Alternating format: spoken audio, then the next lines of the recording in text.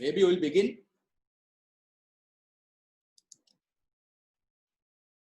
Are there questions from yesterday or day before?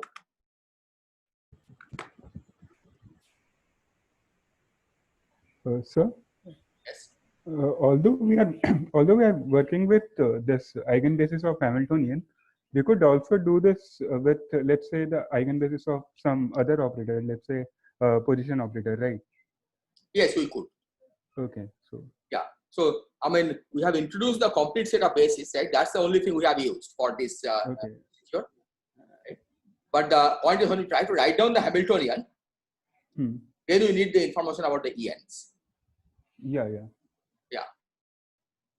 Okay.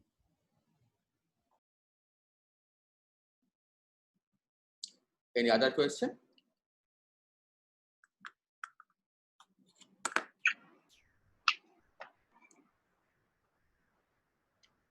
Okay, so let me then begin. So far we have seen that there are two different systems which are quantum mechanical equivalent.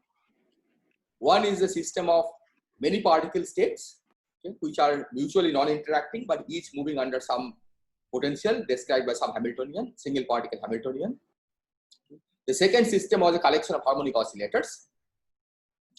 So what we are going to do today is to consider a third system, and then we will see that this third system is equivalent to the second system.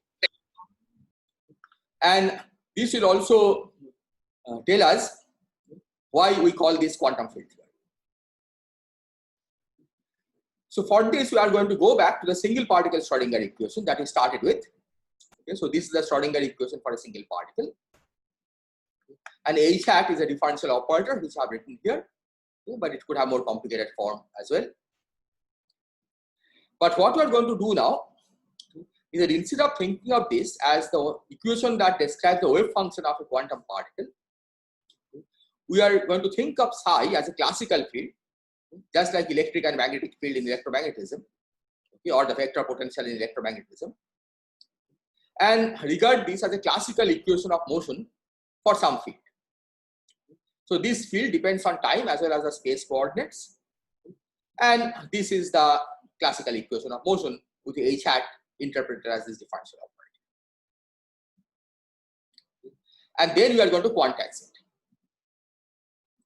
So because of this, it's called second quantization, okay, because in a sense you have already quantized the particle to get the wave function. Now you are thinking of the wave function as a classical field and quantizing it again. Sir? Yes? In this notation, what does this psi tell about us physically? We'll see.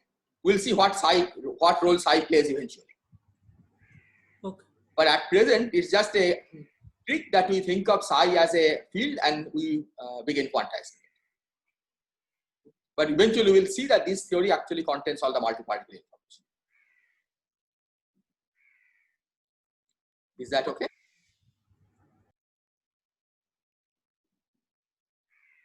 Okay, so let me proceed and then we'll see what psi actually represents. Okay. But first we have to ask, how do we do this? Okay, because I'm assuming that most of you haven't seen how to quantize fields. So the way we will proceed is to find a classical Lagrangian that gives this equation of motion. Okay, this equation with the H hat defined here. In fact, for most of what we are going to do, we will not need the explicit form of H hat, okay, which will also make it clear that what we are doing can be done for any Hamiltonian, okay, in principle. Okay, so first we'll find a classical Lagrangian that gives the same equation of motion that we wrote down. Then we will find the canonically conjugate momenta and the Hamiltonian by following the standard procedure of classical mechanics. And then finally we are going to quantize it using standard procedure. So first let me begin by writing down the classical Lagrangian and then we'll try to verify that it does reproduce the correct equation of motion. So here is our proposal for the classical Lagrangian. So it's a function of psi, as you can see. Given a psi, it gives a number. That's what Lagrangian is supposed to do. So the role of a Lagrangian in a theory is that given the a certain set of values of the dynamical degrees of freedom, which in this case is psi. It should generate a number. And here indeed it does, right? Because given any function psi, what this gives is a number. And as I have already emphasized, this h hat here, we should really think of as some differential operator and not an operator acting on some Hilbert space. Because you are really thinking of this as a classical Lagrangian, a classical field theory. There is no quantum mechanics aspect, even though psi came from the Schrodinger equation of a quantum system. Is this clear? Sir, please explain this Lagrangian, classical Lagrangian. Okay. So I have just written it down. To convince you that this is the classical Lagrangian, I have to show you that when you derive the equations of motion from this Lagrangian, you get back what we started with, right? So right now the proposal is that this is the Lagrangian, and all I am saying here is that let's think of a classical system. Right? What does the Lagrangian do? That given a certain set of positions and velocities, right? Some configuration, say x of t, it generates a number. So here the role of the usual dynamical variables that you are familiar with, right? Say q of t, some trajectory of the particle. So given a q of t, then this Lagrangian should generate a number at a given time slice. Take for example half x dot square, right? Or half x dot square plus half x square, which is the Lagrangian of a point particle, simple harmonic oscillator. So what does it do? It tells you that given x and x dot, it gives a number, right? If you calculate half x square and half x dot square and add them up, that's a number. So Lagrangian, to make sure that what you are writing is a Lagrangian, it should be something that gives a number for a given field configuration. And its derivatives, time derivatives. And it does, right? Given psi and psi dot, this gives you generates a number, right? Because R there's no role of R here, R is integrated over.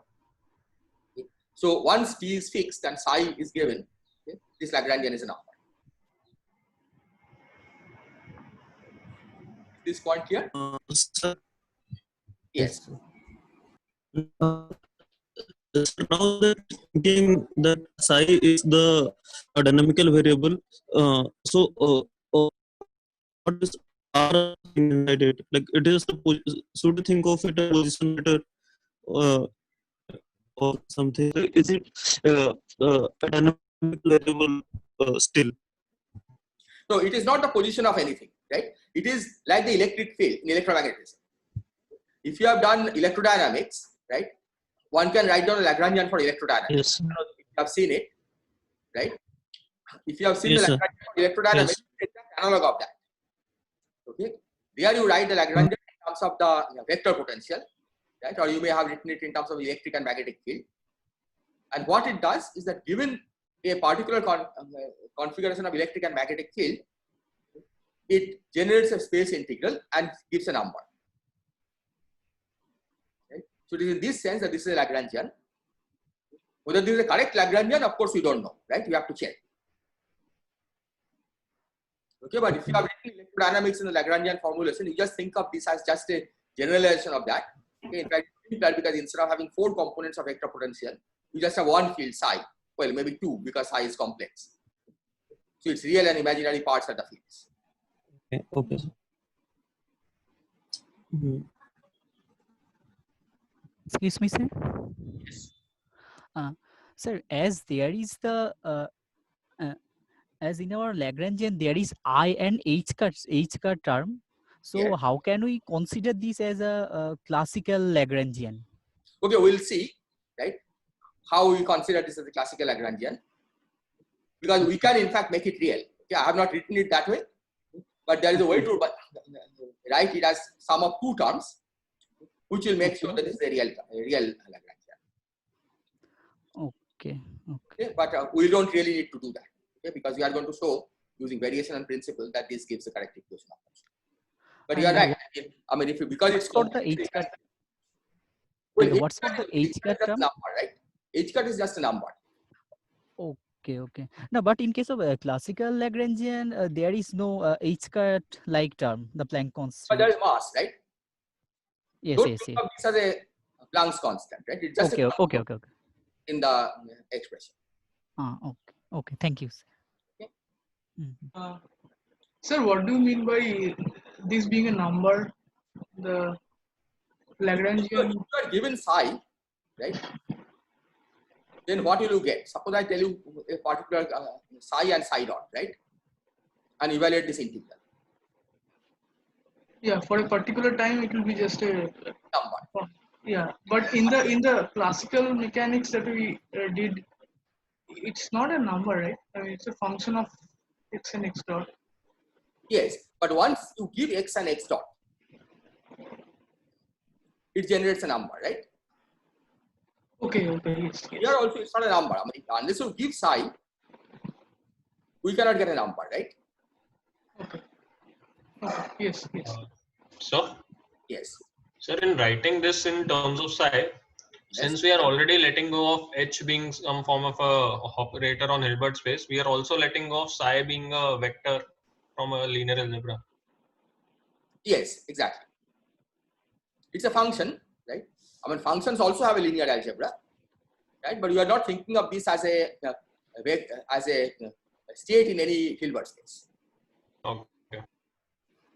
Okay, we can still expand it in the same basis, right? Because that's just a property of a function. So then this is different from wave function in position basis. This is not wave function in position So basis. it's not at this stage, right? It came from Schrodinger equation, but now you are not thinking of this as a wave function of anything. Okay. Is that okay? Yes. Oh, Sir, why do we want our fields to obey equation like Schrodinger equation? why do we? Want our wave field psi Hmm?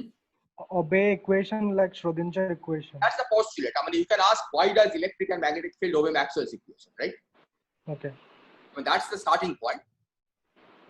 Okay. Similarly, I mean, after all, we are trying to describe a system which is equivalent to the system that you have been studying, right? So somewhere that information has to go in. At this point, it's not well motivated why we should do this. But we can do this. We can just think of this as a classical equation and start quantizing it. And that's what you're doing. Right. So right now it is not clear what psi is actually describing, right? Exactly. It's just an abstract field which you're going to quantize and see what it does. Okay. Okay. So this question of reality, I leave it to you to check. Okay, that in fact you can take half of this and then put a time derivative, half of the time derivative on this side. Okay, because at the action, when you integrate over time, you can integrate by parts in time. Okay, and then it gives a real Lagrangian. But as I said, we will not really need to do that.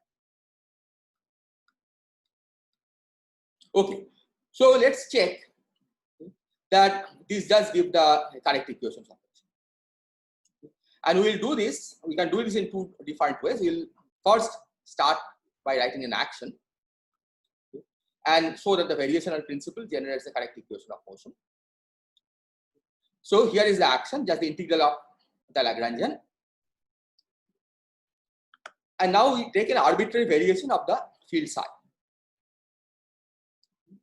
So here is an arbitrary variation. So if you vary psi, of course, psi star also varies. So delta S is given by, first you vary psi star, delta of psi star times this.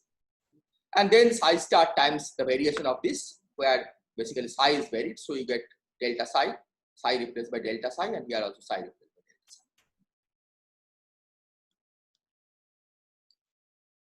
Is this clear? Okay, so now we are going to. Hello. Yes.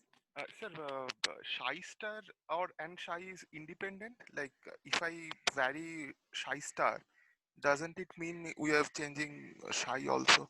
Well, the real and imaginary parts of psi are independent. Right? I have not said so far that they are independent. Right? You vary psi1 and psi2, which are the real and imaginary parts, and that will generate some delta psi and some delta psi star. Okay. Okay. Okay. So now the second term we will manipulate in a certain way.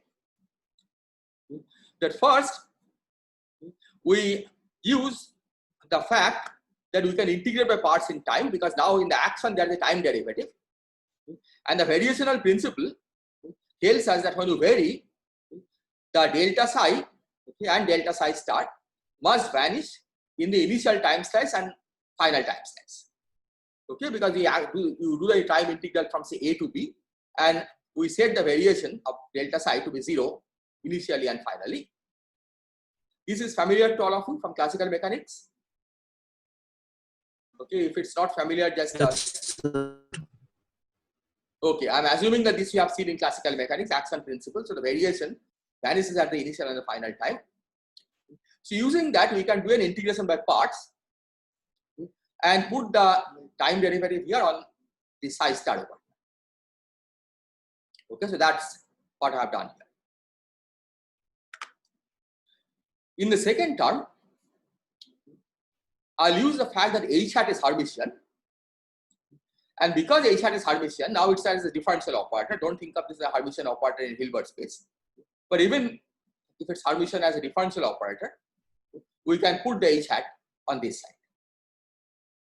If you want to think of this, think of how it happens explicitly, we use this form of H hat and do two integrations by parts, assuming that psi vanishes at infinity. Okay, at spatial infinity this time. Okay, because you will be working within the space of normalizable functions. So you can ignore the boundary term and put these derivatives on delta psi star or psi star. Okay, so that's what we are doing here.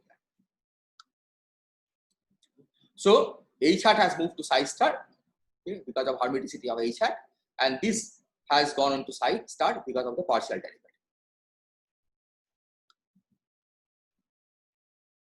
Is this clear?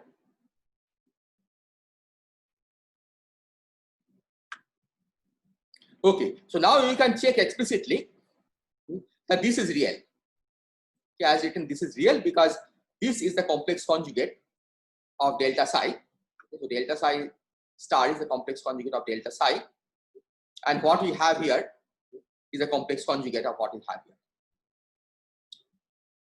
Okay. So indeed, delta S is real, even though it didn't look like the Lagrangian was real. But as I said, you could have written down the Lagrangian in a way where it's manifestly real. I just haven't done that because it's not needed for what we are going to do. But you can always regard this as a formal manipulation. If you want to be absolutely careful, you write the Lagrangian in the real form from the beginning.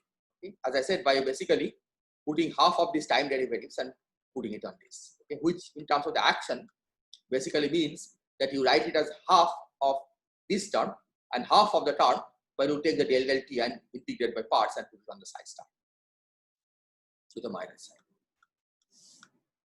Okay, so now we have to set the coefficients of independent variations to 0. And the correct procedure, of course, is to write psi equal to psi 1 plus psi I psi 2 and set the coefficients of delta psi 1 and delta psi 2 to 0. But you can convince yourself that this is equivalent to setting the coefficients of delta psi and delta psi star to 0. And this point I want to emphasize at this stage only, because later on, okay, for many things, we will be thinking of psi and psi star as independent variable. Okay. But if you are ever in doubt, okay, just rewrite everything in terms of psi 1 and psi 2 by writing psi equal to psi 1 plus I psi 2 and think of psi 1 and psi 2 as independent variable and carry out the manipulation, and you will find the same results that you are getting here. Okay, so this is a good exercise to do. Okay, not this one, this is trivial. Okay, but later on, when you do various manipulations thinking of psi and psi star as independent variables, okay, you can check, at least in some cases, that if you replace psi by psi 1 plus I psi 2 and think of these as independent variables, the final result is the same. Okay, but here let's check. Suppose you have delta psi f plus delta psi star g. In fact, in this case, G is F star. And then by writing psi as I psi 1 plus I psi 2, we can write it in this way. So you see that the coefficient of delta psi 1 becomes F plus G, and the coefficient of delta psi 2 becomes F minus G. So setting the variation of the coefficient of delta psi 1 equal to 0, you get F plus G equal to 0. Setting the coefficient of this equal to 0, you get F minus G equal to 0. And this in turn implies that F and G are both 0.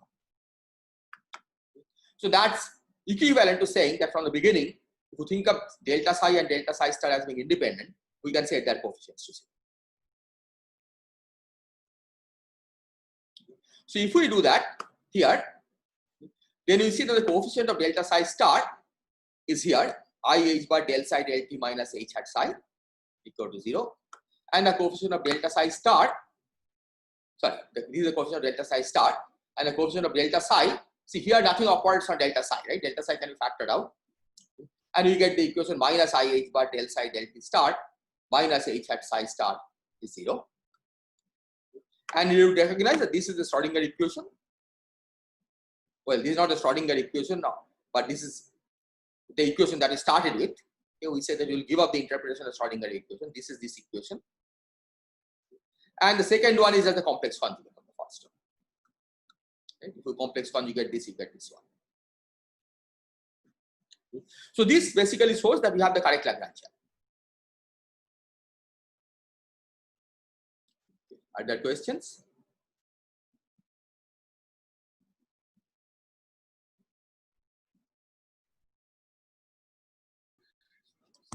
Tana, is it okay? Yes, sir. That's fine. Okay. Ayan Sahu, is it okay? Yes, sir. Okay, Jisun. Yes, sir. Okay, anybody else has any comments, questions? Sir, I have a question. Yes. I'm thinking that Lagrangian, we are applying a variational principle to the Lagrangian. Yes.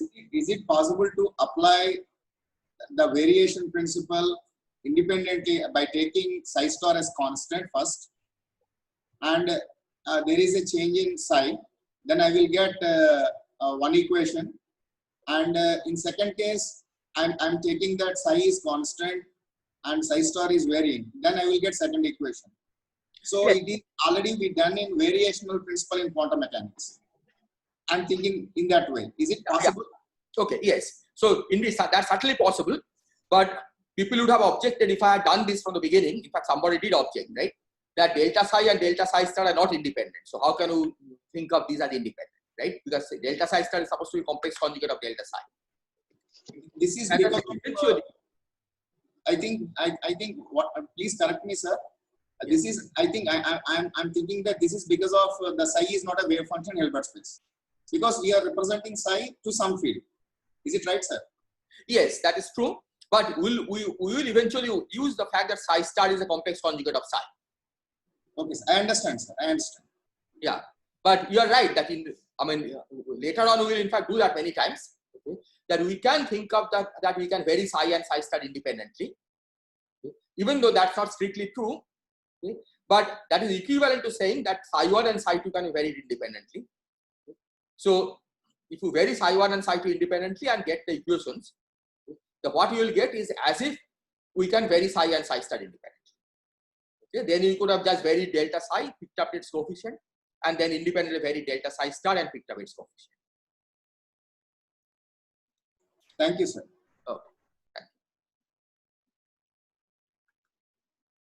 Okay, so let me proceed. So this is the Lagrangian.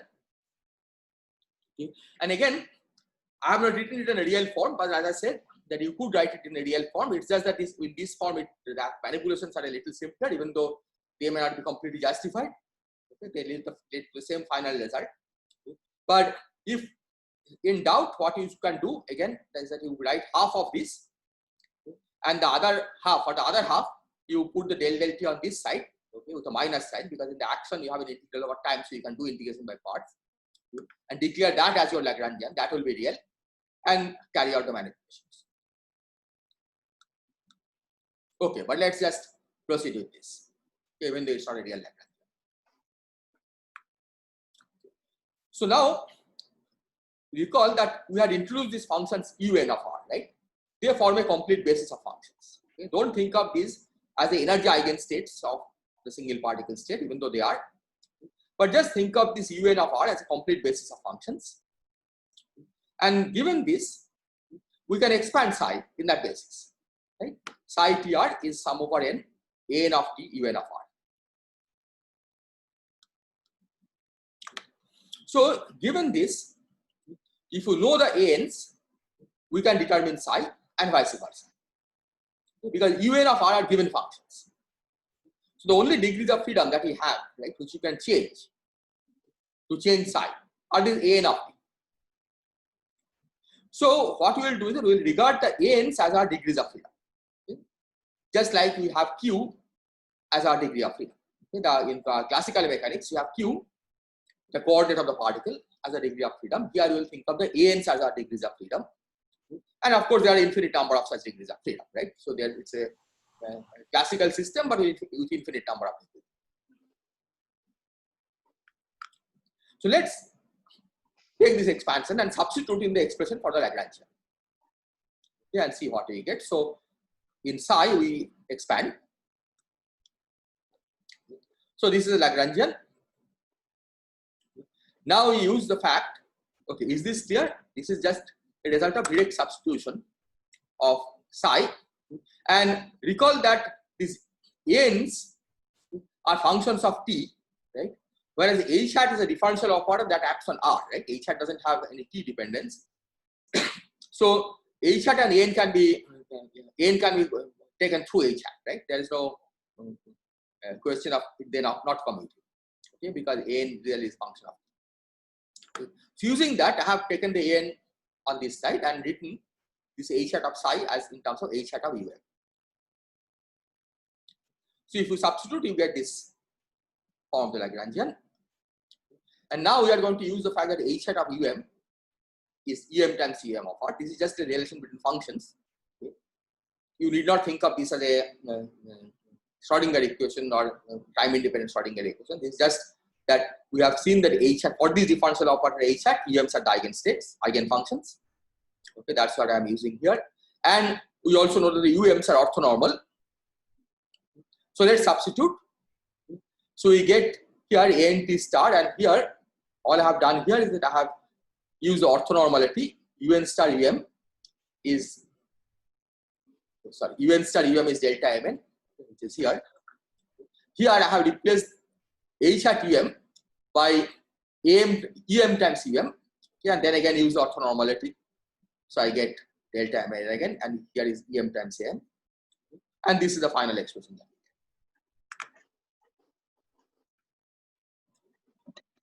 UN span the space of all functions or all functions that satisfy that equation? Okay, I mean, it doesn't span that space of all functions, because imagine that we are taking normalizable wave functions, right, or particle in a box. Em spans the space of all functions that are relevant to this problem. Okay, and I am assuming that the psi that we'll be dealing with are those that could appear as wave functions of the original system. Okay, so any arbitrary combination of UNs may not satisfy the Schrodinger, I mean, that equation, the Schrodinger type equation. Any arbitrary combination of the, okay, any arbitrary see, UMs are of course time independent, right? Yes. Okay. So any arbitrary combination of UM is not an eigenstate. Yes. Of the of H hat, but if you should set it as initial condition, you can certainly solve the equations, right? In fact, let me go back to the first slide, where you will see. Now don't think of this as a solution to Schrodinger equation, okay? But this, if you start with some arbitrary constant times Cn, right, at t equal to 0, yes, you can get the solution at arbitrary time by this, right? Yes. So any arbitrary linear combination of UN could serve as the initial condition. from which you can start evolving. Okay.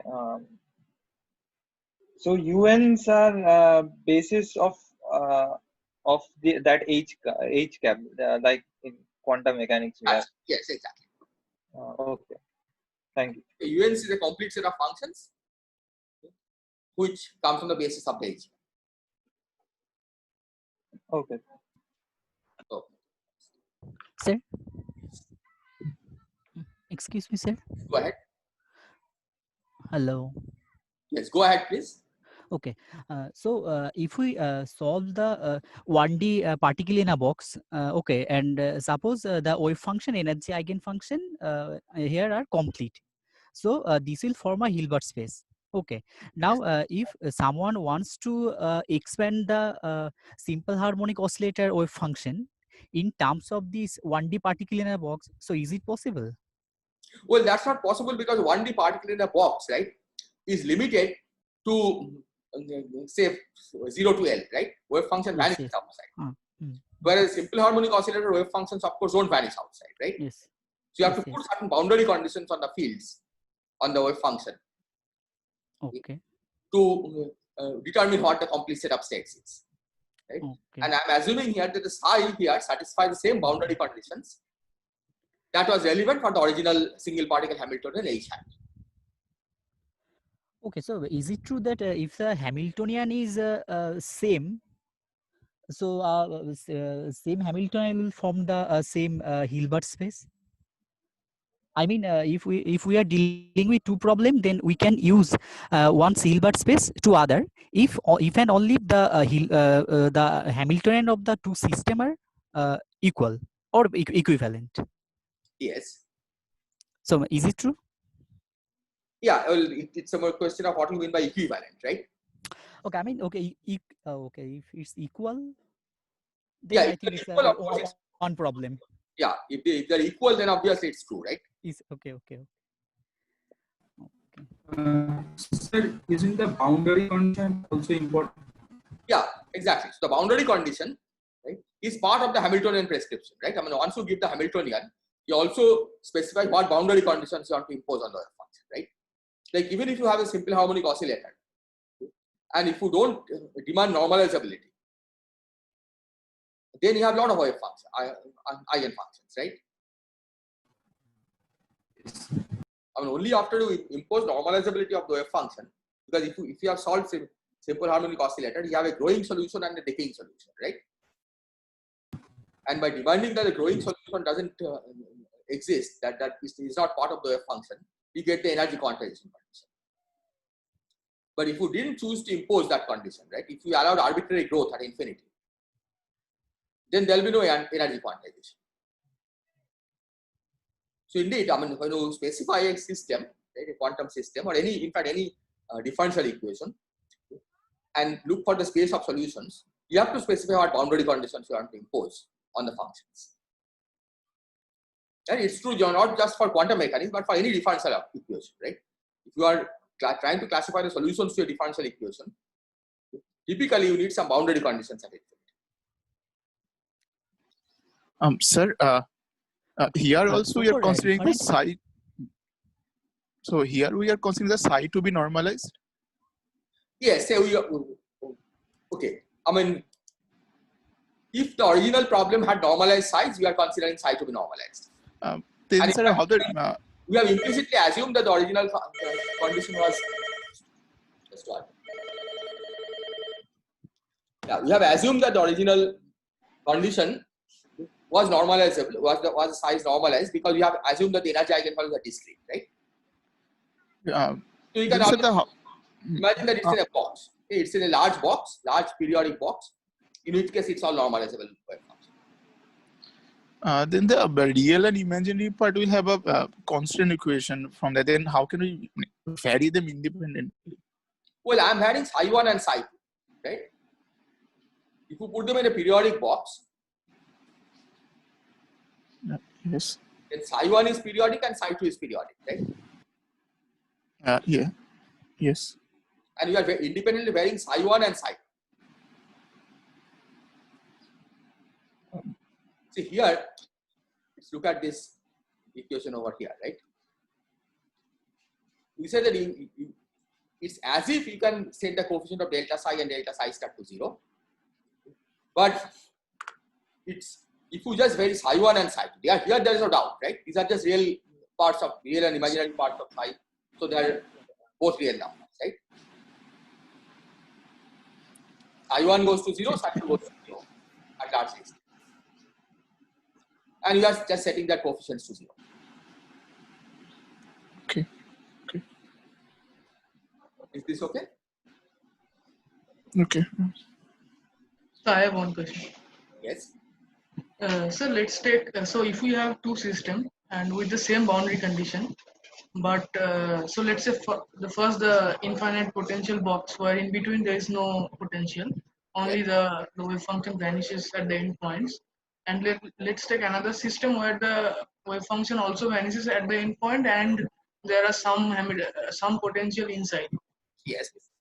So in these two cases, can we use the basis of one problem to expand the eigenfunction of another? Yes, you can. In this case, you certainly can. Sorry, you can. Okay, I can. Okay. Because the space of functions is the same. Yeah. So boundary condition is what matters mostly. Yeah. Okay. Thank you. Any other question?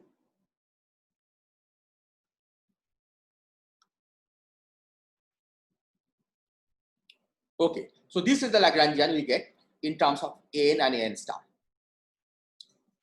Okay. And again, as you can see that this Lagrangian as written is not real, but you can make it real. Okay, but we will not do that because it's simpler to derive the equations from here. Okay, although it's entirely equivalent.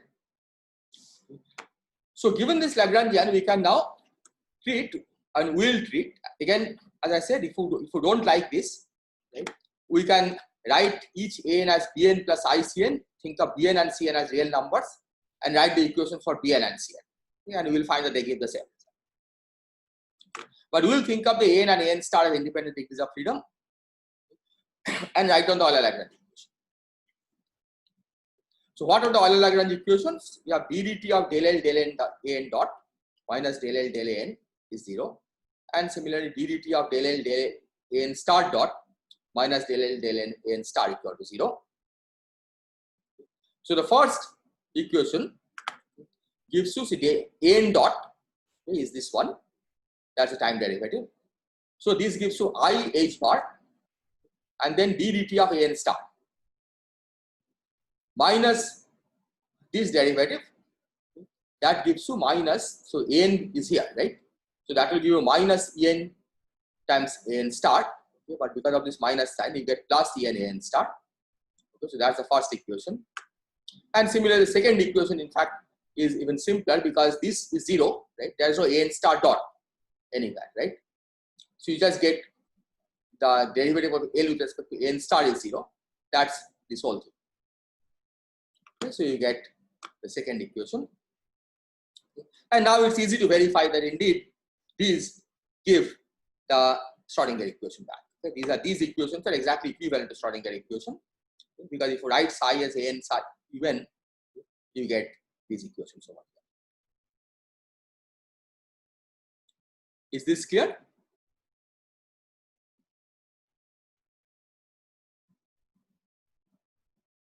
So again, if you are somewhat unsure about this, you can try to derive it by, you can first of all make the Lagrangian real if you want. Try to derive the equations by writing an as bn plus icn, then there will be nothing ambiguous about it.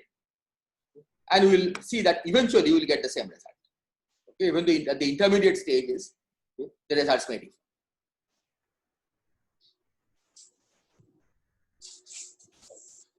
Any question? Sir? Yes. When you are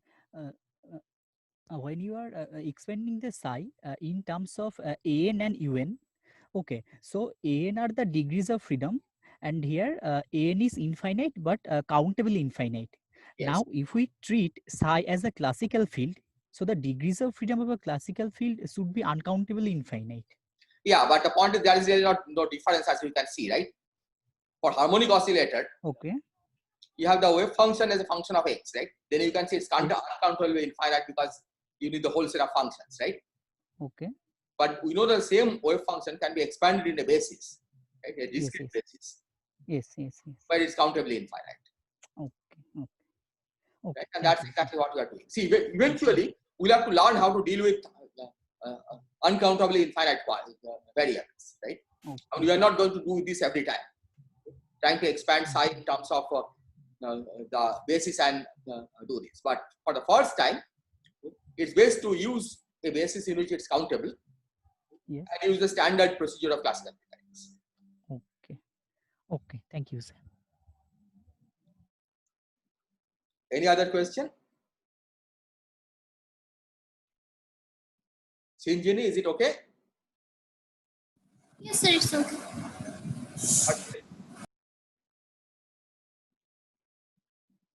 Harshit, any question? No, sir. Monojit? No, sir.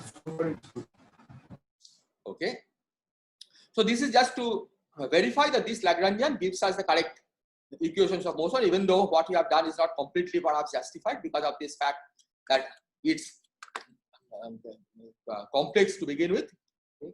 And furthermore, we have varied A and A star independently.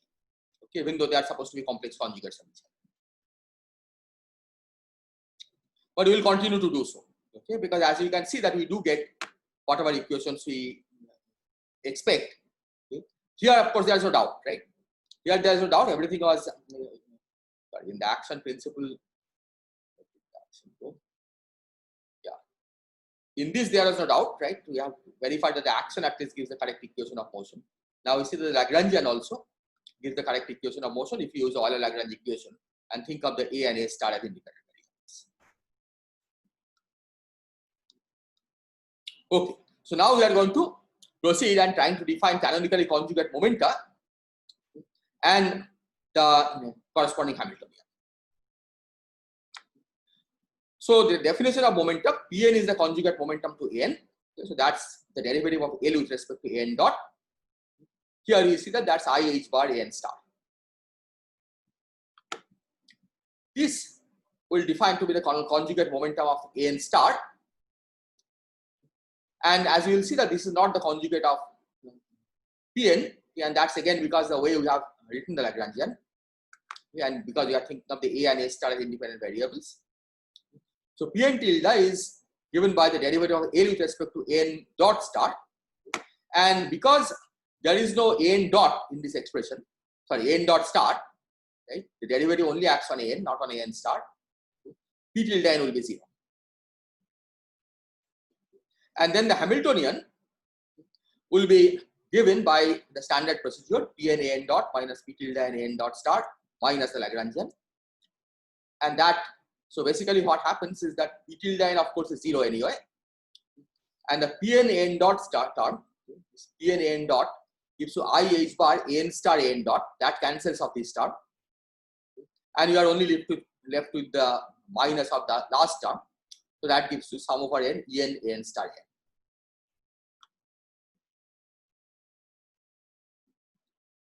Is this clear?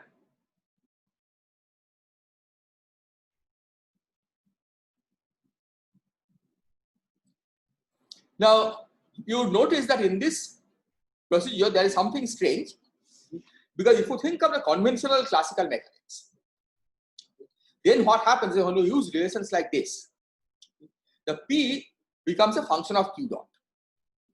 Right? For example, take free particle, half mx dot square. The corresponding conjugate momentum P is half x dot, mx dot, and then you write the Hamiltonian by using the same formula. But sorry, yeah, so Lagrangian, yeah, is half mx dot square, and then you write down the Hamiltonian, and you will get half p square by 2. Here it's a little strange because p's are not independent of the coordinate variables, right? All of the original dynamical degrees of freedom. See, p is determined in terms of a n star, and p tilde n is also determined. In fact, it's determined to be 0. So unlike a normal classical mechanics, here P and P tilde are not independent of the coordinate variables A and A star, A and A n star. So these are actually called, even in classical mechanics, often one encounters situations like this. So these are called constraint systems. The constraint systems are those in which the P's are not independent of the Q's. And if you want to proceed systematically, then one should use a standard procedure that was laid out by Dirac of how to deal with constraint systems. And we should follow his procedure for quantizing constraint systems. But in this case, it turns out that the situation is simple enough that we don't really need the full power of Dirac's procedure. What we can do is that we will simply regard n and the corresponding conjugate momentum Pn, which is determined as IH bar n star, as a canonically conjugate variable and proceed. So if we do that, what will you get? Right? So we are supposed to now write everything in terms of n and p tilde n, sorry, n and pn. So we'll replace n star by 1 over IH bar pn. Okay, so the Hamiltonian will be given by 1 over IH bar n times pn. Is this clear? Sir? Yes. I think in case of Dirac equation, we can also see this type of scenario, because in case of Dirac equation, the canonically conjugate momentum pi is equivalent to, I think, psi dagger or this type of thing. Yeah, yeah. So the point is this kind of situation arises whenever you have a first order system, right? When there is a single time derivative instead of having square of the time derivative. This will happen. Okay. Because it's a q dot square that makes it p depend on q dot, right? Yes, yes.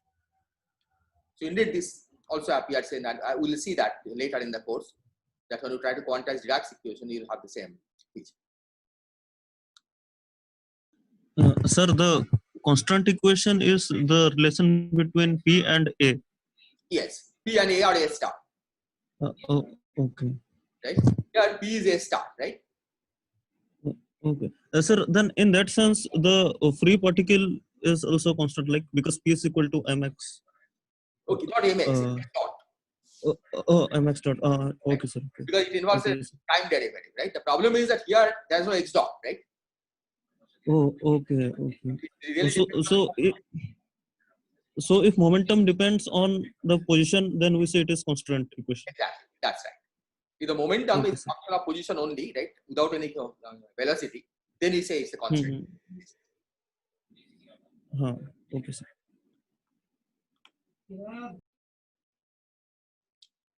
Yes, go ahead, please. Anybody? So had we written down the Lagrangian in more symmetrical form, so then there would be a time derivative of a n star also, right? Yes, that's right. Then there will be in a the n star also, right? But it will still be constant, right? That will tell us that p tilde n is a function of n and pn will be a function of n star. okay. There will be Then some the Hamiltonian will be different. will look different, but eventually you will get the same result.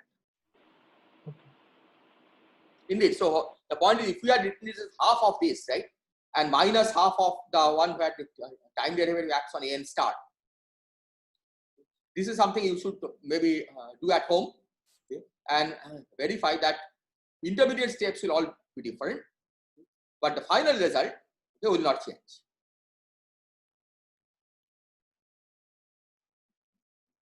Is this clear? But right now we are proceeding formally, okay, that this we get as a Hamiltonian.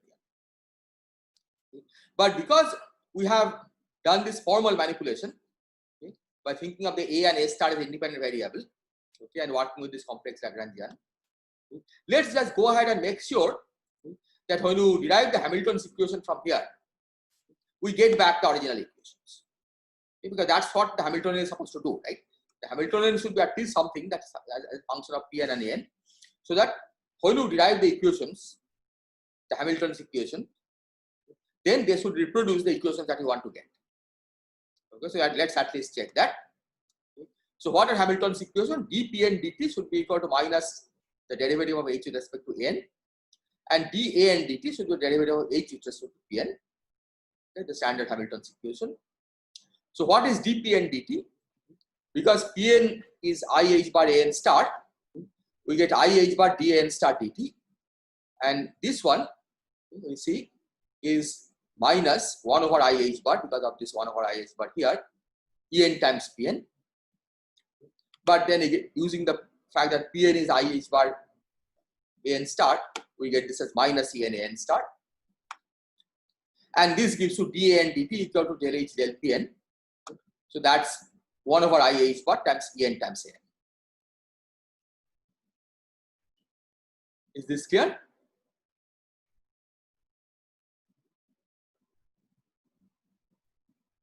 I think I got a message that the internet connection is unstable, so I just want to check that you are hearing me. Yeah, sir, your voice cut, I think. Okay, so let me repeat again. So what I did here is that I just looked at the Hamilton's equations and we simply substituted for h, which is here. And then after deriving the equation, I also substituted Pn by I h bar an star. And I got these two equations. And then you can easily check that these two equations are exactly the equations that he started with. So the equation that he started with, which is these two equations, which in turn are equivalent to the equation that he had to begin with, are indeed generated by this.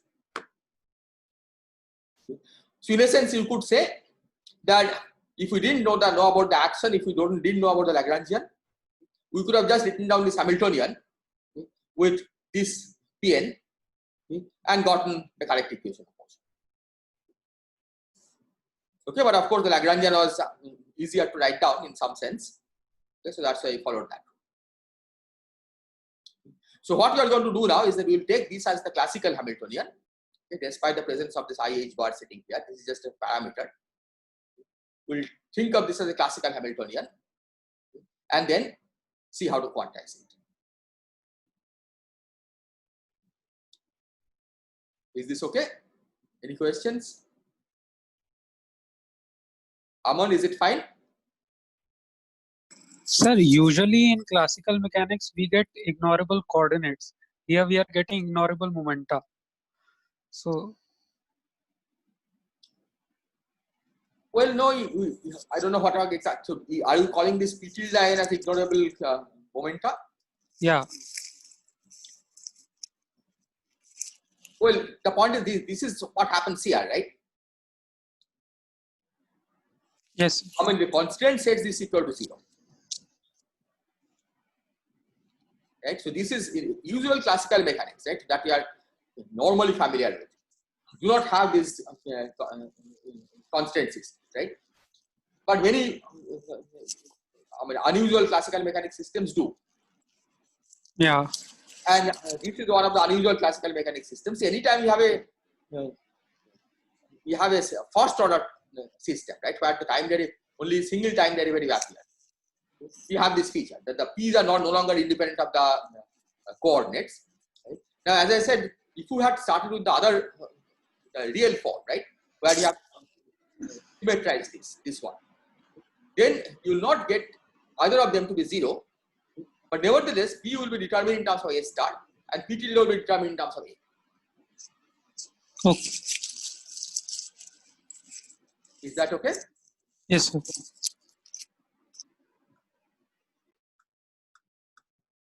Okay. So let me proceed. So, yes. Let's say we were given Hamiltonian, and we are writing Hamiltonian as summation of E and A star A. We are not writing Pn there. We are writing A and star, and we were given initially that expression. So. Yeah. So if you are given the Hamiltonian, right? So you have to specify the Hamiltonian in terms of the momentum and the conjugate variable, right? Yeah, but you should write the Hamiltonian this way. Yeah. Right. And then we impose the additional condition that Pn is given by IH bar An star. Okay, that's a constraint that you have to specify. Oh, yeah. We are imposing it. Yes, we are imposing it. right? Okay. Came from this system, right? From this discussion, but you have to impose this, right? If you are just given this, that's not enough, right? You have to impose this additional constant that Pn is I by n star. Okay. Sir, Yes. physically what this constraint means in this case? Well, physically, I mean, it's basically the fact that because it's a first order system, right? Its number of degrees of freedom is half of what we normally have in classical mechanics. In classical mechanics, in order to solve an equation of motion, right, for every coordinate you need two boundary conditions, q and q dot, right? Because it's a second order differential equation. So you need two initial conditions. Here, we need only one initial condition for an, right? Because it's a first order equation, right? If you go back to this equation, right, that for every n, you need to specify its initial value, right, but not its derivative. And that's what shows up in this constraint, right? When you actually try to work in the Hamiltonian formulation, you find that the p's and a's are not all independent. There is an internal relation, so that if you want to see how many initial conditions you need, right, it's half of what you would normally expect in a Hamiltonian system. Yes. Is that okay? Yes, sir. So this procedure that we are doing, it is not unique per se, right? Because we still had an star as an independent coordinate that we are treating. Yes. If you were to try and write its Hamilton's equation, it won't make sense. This one. Yeah. If we try to write for an star. No, so if you can start from here, right? Think of the ans as our classical variables and pns as a canonically conjugate momentum.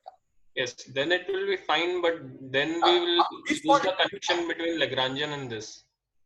Yeah, exactly. So up to this point, it will be fine. Right? But the fact that Pn is related to n star, that will not be visible unless you specify this.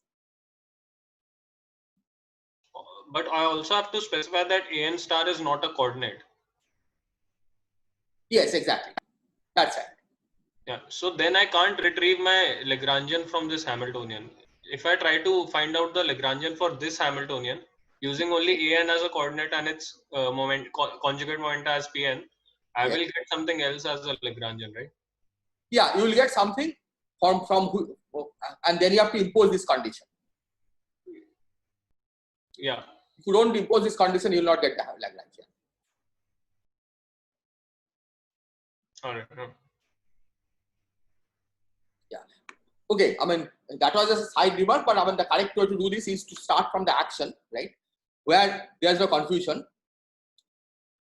right? The variational equation that we got from the action was clear, right? Here, everything is in fact real. Okay. So there's no confusion, and the action reproduced it. And from here onwards, okay, if you want to do it meticulously, you should really think of, you should never write anything which is not real. Okay, you always work with real quantity, okay, and proceed, okay, and you will get the Hamiltonian together with the constraint. Is this clear? I mean, this is something that's worth doing, right? So you can just try it out. Okay, what happens if you had started from the beginning to write a Lagrangian which is manifestly real and carry out the variational principle, carry out the subsequent analysis.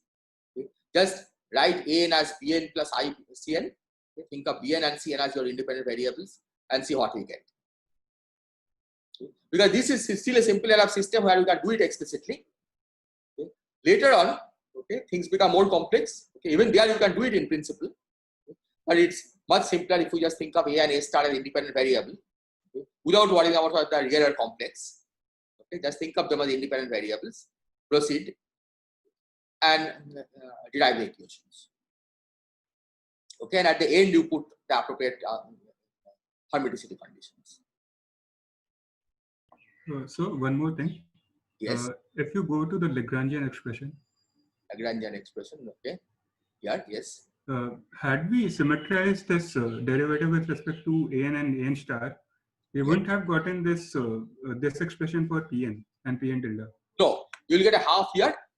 Yeah, and a similar And term for there will Pn be tilde. minus, right? But the fact that it's a constant system is still true. Yeah, but like, isn't not like that? Like,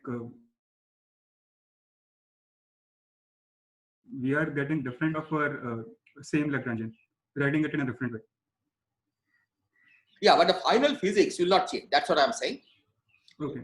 You get the Hamiltonian, but at the end, when you eliminate the constant variables, Yeah, we would get the same Hamiltonian. you'll eventually get the same Hamiltonian. Yeah. Okay. And but the definition of the P's will be different. Okay. Is that okay? Because as I said, I mean, I'm doing it this way because this is useful, and later on we will do it many times. But this is a simple enough system so that you can actually do everything from the beginning as a real quantity. Write everything in terms of real variables, an as Pn plus ICN, do the analysis and see what you get. Yeah, okay. Okay, any more questions or confusions?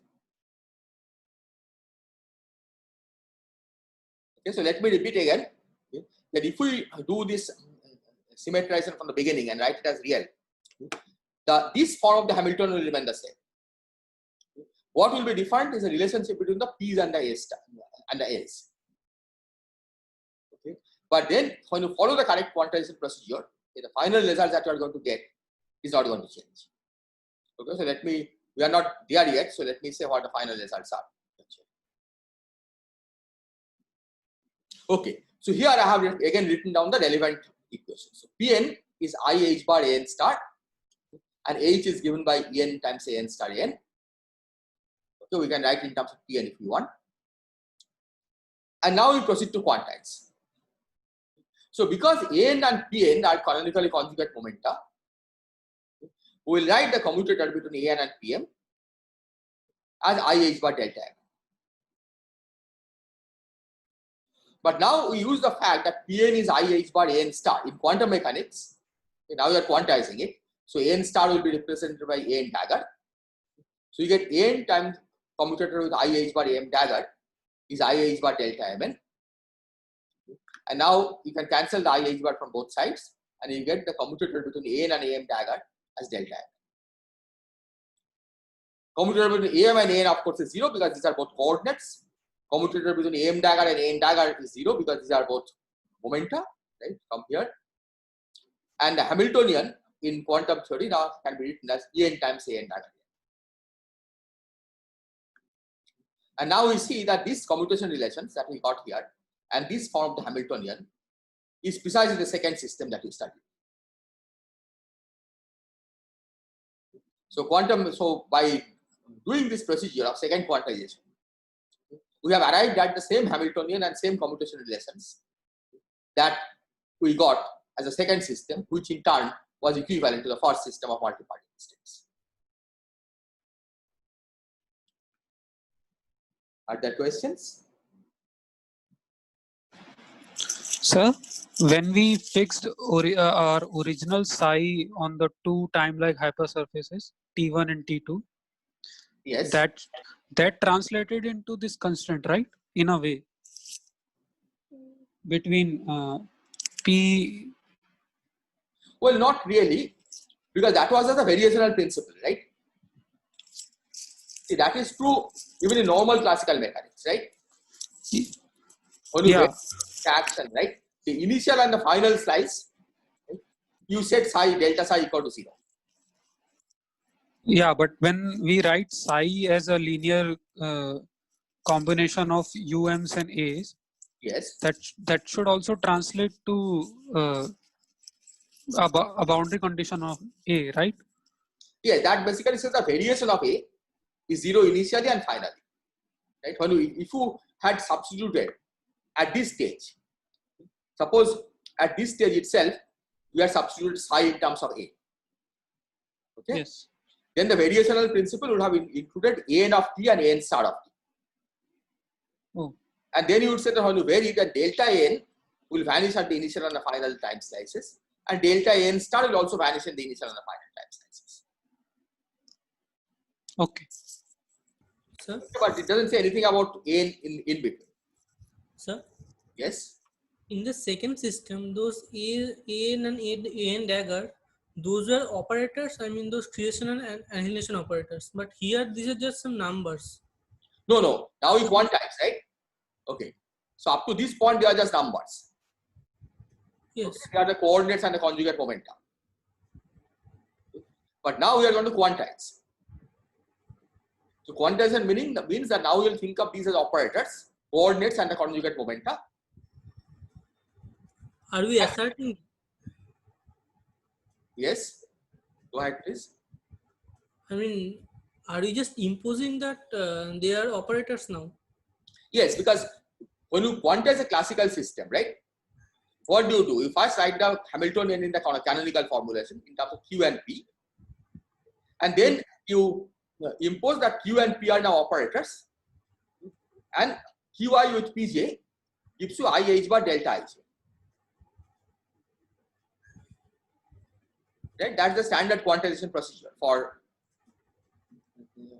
in the canonical formulation, right? Okay, thank you. Is this familiar? That yes. no, I mean normally you do free particle is half mx dot square, right? You write p as mx dot, write the Hamiltonian as p square by 2m, and then you say xp commutator is IH bar. Right? And x commutator is 0, pp commutator is 0.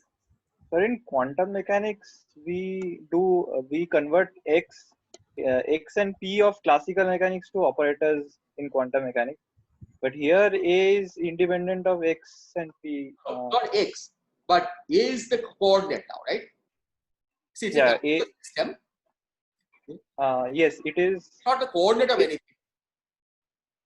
Yeah, it is not a spatial coordinate, but it is kind of a coordinate of h in a sense. Yes, exactly. It's a kind of a coordinate in a generalized classical sense, right? Yes. So we are okay. So okay. So given any Hamiltonian, right, which is expressed as a function of Q and P, when you quantize, you don't need to know whether Q refers to position of anything. Okay, as long as it's a canonical system, quantization means that you postulate that Q's and P's become operators, and the Poisson brackets of Q and P become commutator brackets with an IH bar factor. So can you please repeat? Yes. I think the voice. Imagine that you are given a Hamiltonian, a classical system in the Hamiltonian formulation, and Hamiltonian is given as a function of Q's and P's. Right? There are certain number of Qi's, certain number of Pi's. Then when somebody tells you to quantize it, what we will say is that now we will regard the Q's and P's as operators and impose the canonical commutation relation that Qi Pj commutator is IH by delta Ij, and then find a realization of that operator algebra, right? Find maybe the wave functions on which these acts, right? If you have a wave function as a function of Qi's, then Pi will become I minus IH bar del del Qi, right? That will satisfy this algebra. So we don't need to know whether the Q's refer to the coordinate of anything to do the quantization, right? Even though if normally begin by learning quantum mechanics that way, okay, where x is the position of a particle, and then you quantize it. But given any general classical system, right, where the Hamiltonian is given as a function of Q and P, you can quantize it by this procedure, and that's what you are doing here. Okay. Sir, yes. Crudely, can we say that these in wave function approach, these an square were describing the probability that a particle stays in a state, and now since we have quantized this an using like the second quantization approach, these an are describing the number of particles that live in a state. Yeah, in a sense, maybe it will become a little clearer later, right? What is the relation between this and the probability? But right now, we just think of this as a formal procedure, because as we said, that when we started thinking of Schrodinger equation as a classical system, right? We already gave up the idea that psi is the probability amplitude. Okay. Right? So let's keep it that way. Okay? But eventually we'll see that it will represent some kind of probability amplitude. Okay. Okay, but right now just think of this as an abstract procedure, that we just think of psi as a classical field and we quantize it. Right? Once it's a classical field, it has classical degrees of freedom. Okay? Once you have gotten a Hamiltonian of those classical degrees of freedom, okay, you quantize it by simply the standard procedure of thinking of Q's and P's as operators. Okay. Sir? Yes? So at this point, it is fine that we are imposing that those ANs are operators, but still, how are we saying that those are creation and annihilation operators, like that in the No, previous? we are not saying. All we are saying is that these commutation relations hold. That comes from here, right? Yes. Okay, so if you take this and replace PM by I h bar A n dagger, right? Because this star has become dagger, right? Once it becomes operator, then that tells you that A and AM dagger commutator is delta M, right? And furthermore, AM commutator is 0 because that's like both are coordinates, and here both are momenta, so their commutator should also be 0. So this is the set of equations that we get. Okay, but to say that this is the precisely the second system, we also have to make sure that these ANs are the creation and annihilation operators, isn't it that? Well, it has the same spectrum as the second system, right? You don't have to say ANs and AM daggers are creation and annihilation creation operators, but we can define our vacuum as the one that is annihilated by all the ANs, and you create the Hilbert space by applying AM daggers. Okay, then we have to show that. So that's definite.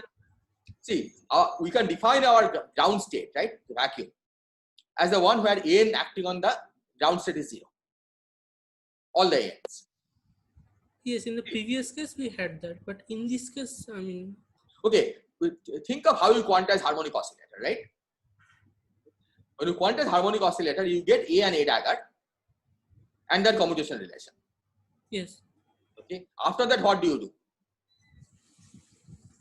I mean, we assert that some A on some state is 0 and then. Yeah, but that's what you assert, right? That you define that there is a down state on which A gives you 0. And then apply A dagger. See, nobody has told you from the beginning, right, that A should be called annihilation operators and A dagger should be called creation operators. Okay, thank you. We all know is that A dagger commutator, this is what our starting point is, right? Even for a harmonic oscillator. And then we proceed to build up the Hilbert space by starting with the ground state, which by definition is annihilated by all the ANs, and then we apply the AM daggers. Is this clear? Yes, it's clear. Hello, sir. Yes. So, can it be interpreted like, can we declare the wave function by hand from the starting point that it's kind of a classical field and derive quantum mechanics? Yes, we can. That's what you have done, right? In a sense. Yes. Yeah. So you have declared the wave function as classical field and deriving the quantum mechanics after that. See, okay, we have declared it as a classical field and then you are quantizing it. See, once you have declared it a classical field, you have a classical field theory, right? Classical Maxwell's theory, right? Yes. Then we quantize it. Okay, and that's what leads to this. See, up to this point, it was just a classical field. But but sir, when a single particle quantum system, then can we interpret that wave function as kind of a field? Like if we only think about quantum mechanics and there is one particle and there is a wave function, well, can we think that as a field? Okay, it's a question of what exactly you mean by a field. It is a field in the sense it's a function of T and X.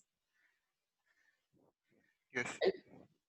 So a field is something which is a function of the space-time coordinates. Yes. And wave function is. Right? Okay. But that is different from saying that you think of this as a classical field theory and then you quantize it again. Right? That's why you call this second quantization. Because you have already in some sense gotten that Schrodinger equation from quantization. And now we are reversing our position. We are saying that no, let's forget about the fact that it's a quantum theory of anything. Right?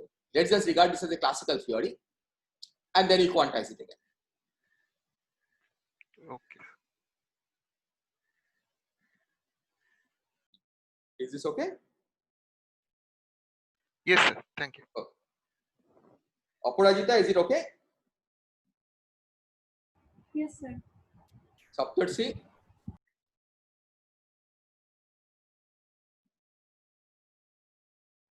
Ananda, is it okay? Okay, sir. Okay, so let me proceed. So here is a summary first. So what we have shown is that given a single particle Schrodinger equation, the dynamics of multi-particle states without any mutual interaction is described by the following steps. The first, we regard the wave function as a classical field and the Schrodinger equation as the equation of motion of the classical field. Forget about the fact that it has anything to do with quantum mechanics. Then we quantize this classical field theory. This is what is meant by second quantization. And what we get at the end is a system which is capable of describing multi-particle theory. Right? Because it's equivalent to the second system, and that we know describes the dynamics of multi-particle states. So before we proceed, what we will try to do is to rewrite the commutation relations and the Hamiltonian in terms of psi and psi diagram, okay, and see what we get.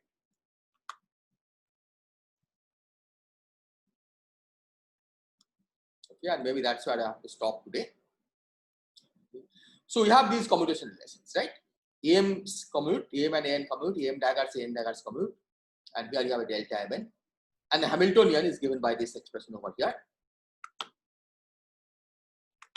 So now let's recall that psi was expanded like this, and now because the A and T's have become operators, psi has also become an operator.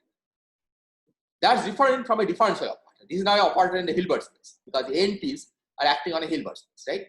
Because we start with the ground state on which is analyzed by all the N's, and then you apply N daggers to build the Hilbert space. So both psi and psi dagger are now operators.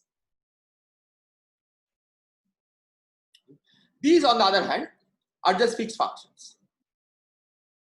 Okay, they are just eigenfunctions of H hat, but H hat is not an operator in the Hilbert space. You just think of this as a differential operator. So with this understanding, let's now compute the commutator of psi and psi. Okay, that's not very hard. You substitute here because these are just functions. Okay, as far as the Hilbert space is concerned, okay, which is built by the ANs and AN daggers, these are just C numbers. Okay, we can move them around. Okay. So psi commutator is UM times C1 and the commutator of AM and AN, but this of course is 0. Similarly, psi dagger is 0 because it will be commutation of A dagger with A dagger. But the interesting case is the commutation relation between psi of T and R and psi dagger of T and R. So here, psi of T of R, we expand it like this. Okay. So that's this one, UM times AM. Okay, that's how we expand psi of T and R. And psi of T of R prime dagger, we expand as UN star and N dagger. And again, as you can see that because these are C numbers, we have just taken it out of the commutator. These are just functions. Okay, they do not commute to the differential operator, but they certainly commute with this A's, right? Because this is acting on a different Hilbert space. This commutator we know is delta Mn. Okay, so we substitute, and what we get is UN star divided by R and R prime. And now using the completeness of functions, okay, which you have studied in quantum mechanics as a completeness of states, but now you are just thinking of this as a completeness of functions, relation between functions, you get this to be a delta function. So what we learned is that the commutator between psi and psi dagger is a delta function, okay, by following this route. Later on, we will learn how to derive this directly from the field, from the Lagrangian. Okay? But right now, we have followed this discrete route, and we have a countable set of variables, and we arrive at this relation, the psi and psi dagger commuted to this delta function. Okay. Are there questions? Yeah. So yes. That psi and psi dagger, A and dagger, we have dictated as being operators acting on some eigenstates or some states. But what will those states correspond to? They aren't particle states right now, because when we try and quantize states for a particle or energies for a particle, we write the Hamiltonian for a particle and then call X and P as operators, like for the harmonic oscillator. Yes, but they are eigen. Okay, so the eigenvalues of the H hat, right? And exactly those are multi-particle states. Sorry? Eigenvalues of H hat. Yeah. And exactly those are the multi-particle states, because this system is now entirely equivalent to the second system we considered, right? Yeah, it looks like that in terms of operators and all the basic operators, A and dagger and AN. But, and the spectrum. What is that state that we'll call now? Like some AN1 dagger, AN2 dagger acting on vacuum. What will that state represent? Will it still represent infinitely many particles? Yes, exactly. It will represent the number. If you apply, say, k number of A daggers, right? It will represent a k particle state. See, because that correspondence you have already established, right? See, on an abstract level, yes, but yeah, but the point is in nature, right? How do you know that something is called a particle, right? We do measurements, right? And if the quantum spectrum is the same, yeah, then there is no way to distinguish it from something which is not a particle. Right? This is something which you have to keep in mind, because later on also, I mean, it's exactly this kind of thing which will identify as particles, because the spectrum will look like that of a particle. And once the spectrum of the Hamiltonian looks like that of a particle, it's completely indistinguishable from a particle state. That spectrum and other properties, other operators also will see. I mean, that's as long as there is a map between multi-particle operators in the normal particle system, the first system that we started with, and this new system. So then, yeah.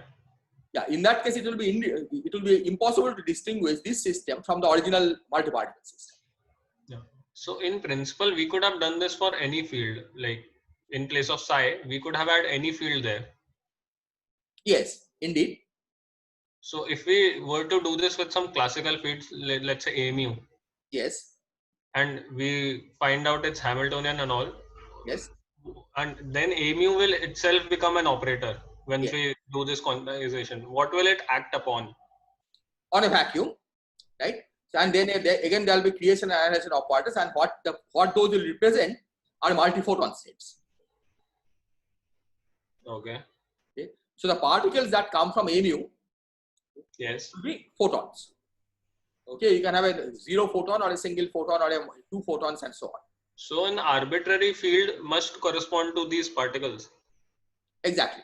So given a field, right, when you quantize, what you will find is that the quantum states, right, if you look at the spectrum of the Hamiltonian, okay, and other operators, just the energy is not enough, right, because you can measure various other things also about the particle, that the spectrum will appear that as if it's the spectrum of a certain kind of particle with certain properties. And then it will be indistinguishable from particles, right? Because after all, who tells us whether something is a particle or not, right? By measurements. Is the reverse also true, that for all particles we can find a field? Yeah, it is true that for all particles we can indeed find a field. Right? I mean, what I have done here is that for a non-relativistic particle, right, that we have found a field. Yes. We started with a Schrodinger particle, right, and we found the corresponding field psi, and this you can do for every particle. Okay? That's why quantum field theory, in principle, describes every particle in nature. I mean, it's just a tool by which you describe not just single particle states, but also multi-particle states at one point.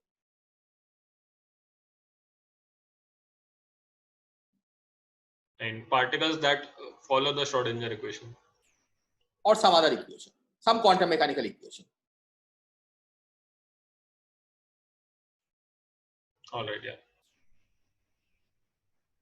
Sir, when we say the spectrum of the particle, what do we mean? Well, spectrum of the Hamiltonian, the eigenvalues of the Hamiltonian.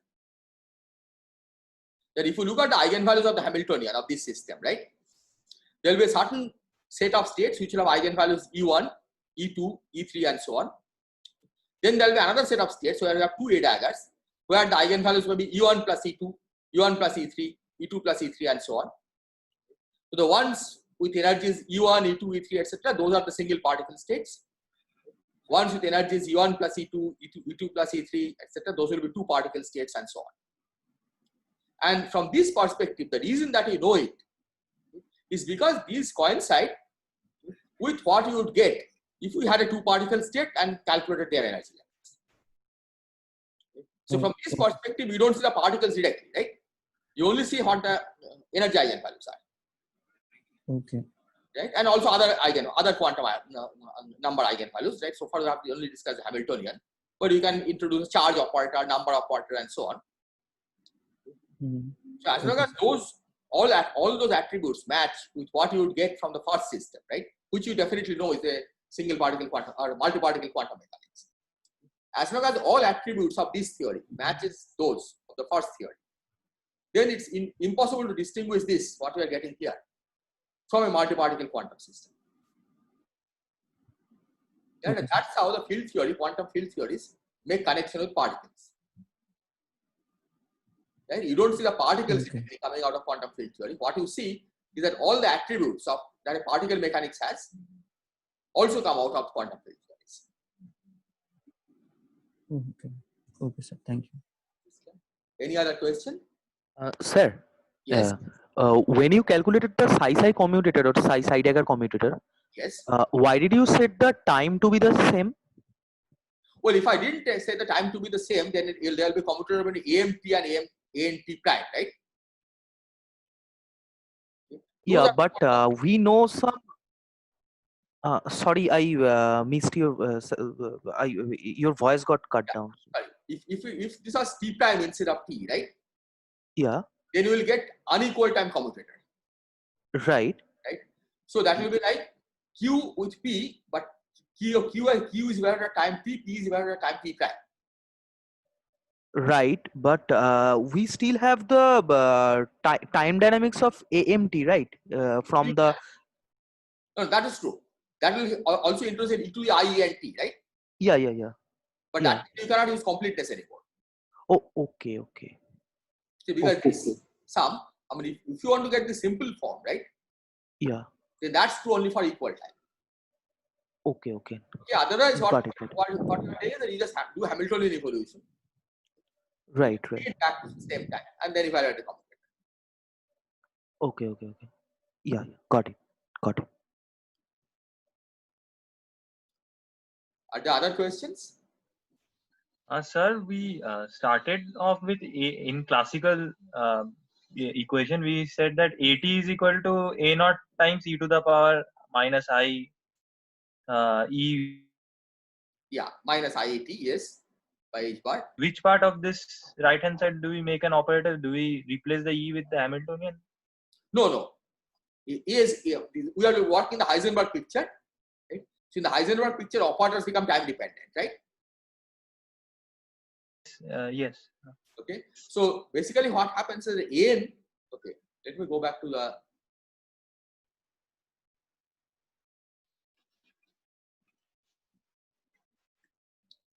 Let me go back to.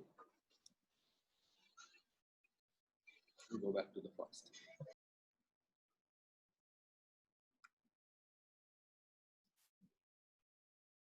Yeah. See here. This was of course done in the for single particle quantum mechanics, but here AN of 0 becomes operator, and because of this AN of T also becomes operator. This part doesn't change.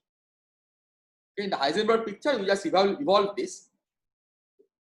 Sir, in Heisenberg picture, then there should be e to the power something in the right and the left as well. Yes. So you can write an of t, you can write as e to the minus iht, an of 0 e to the iht, right? But then taking the commutator between h hat and t, you can arrive at this answer. Okay, these are leave as an exercise. Heisenberg picture, what you are saying is correct. That an of t will be an exponential I, there will be an e to the iht, an of 0 e to the minus iht, right? Yeah. Or the other way. And then you can use the fact that h hat you are already obtained here, right? Yeah, a and n star. Yeah, an dagger n, right? In Heisenberg picture, it's an dagger n. Okay. So use the fact that h hat is given by an dagger n. Here, an dagger n. Okay. And then you use the commutation relation. Okay. It will require a little work because you have to use this Baker-Campbell-Hausdorff formula, but at the end you will find that it gives you ant times e to the minus I n t by h bar. Oh, okay. Is that clear? Yes. Any other question?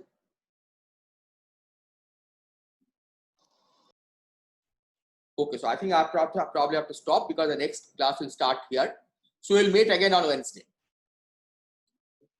And in the meantime, just try to do this exercise that I suggested, that you try to do with all the quantities real, okay, real Lagrangian, real variables, and see at the end whether you get the same result or not. Okay, so I'm signing off. Okay.